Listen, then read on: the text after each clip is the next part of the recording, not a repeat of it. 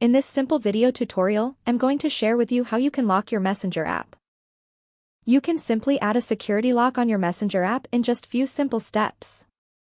To do this, simply open up your Messenger. On the chat page, you will have to tap on these three lines on your upper left corner. Right here, tap on this settings icon and head into your settings.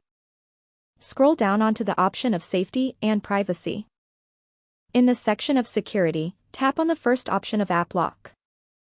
Enable this option on. You can choose any duration you want the lock to apply. It can be 1 minute after leaving the Messenger app.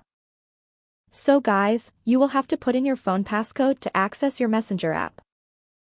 You can also disable this at any time. That's how easy it is to enable app lock on Messenger. If you have any questions, just let me know in the comments section down below.